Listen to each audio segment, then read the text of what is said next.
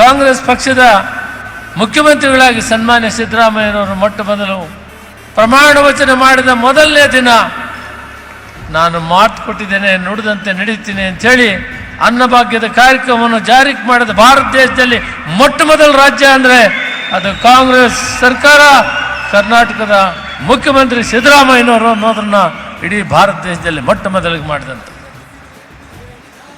ಅದು ಅವರಿಗಿರುವಂಥ ಕಮಿಟ್ಮೆಂಟು ಬಡವರ ಬಗ್ಗೆ, ಅಲ್ಪಸಂಖ್ಯಾತರ ಬಗ್ಗೆ, ಪರಿಶಿಷ್ಟ ವರ್ಗದ ಬಗ್ಗೆ, ರೈತರ ಬಗ್ಗೆ ಇದನ್ನು ಬೇರೆ ಹೇಳಬೇಕಾಗಿದೆ.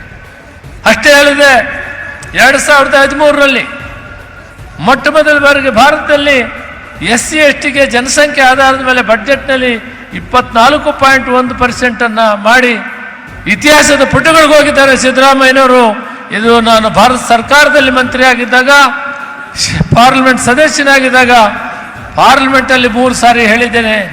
ನಮ್ಮ ಮುಖ್ಯಮಂತ್ರಿಗಳು ಸಿದ್ದರಾಮಯ್ಯನವರು ಈ ಕಾರ್ಯಕ್ರಮವನ್ನು ಕೊಟ್ಟು ಭಾರತ ದೇಶದಲ್ಲಿ ಸುಮಾರು 25% SC/ST ಇದ್ದಾರೆ, ಅವರಿಗೆ ಜನಸಂಖ್ಯೆ ಆಧಾರವಾಗಿ ಬಡ್ಜೆಟನ್ನು ಪ್ರಾವಿಷನ್ ಮಾಡಬೇಕು. ಕರ್ನಾಟಕ ರಾಜ್ಯ ಮಾದರಿಯಾಗಿದೆ, ಅದನ್ನು ನೀವು ಪಾಲಿಸಬೇಕಂತ ಭಾರತ ಸರ್ಕಾರಕ್ಕೆ ನಾನು ಹೇಳಿದೆ. ಅದರಲ್ಲಿ ಕೂಡ ಮೊದಲಿಗಿದ್ದಾರೆ.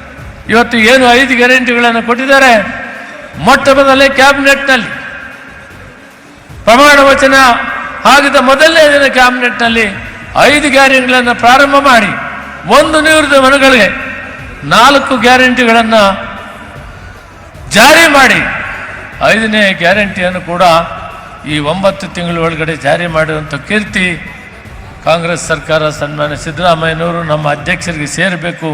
ಇದನ್ನು ಜನ ಅರ್ಥ ಮಾಡ್ಕೊಂಡಿದ್ದೀರಿ ಅಂತ ನಾನು ಭಾವಿಸಿದ್ದೇನೆ.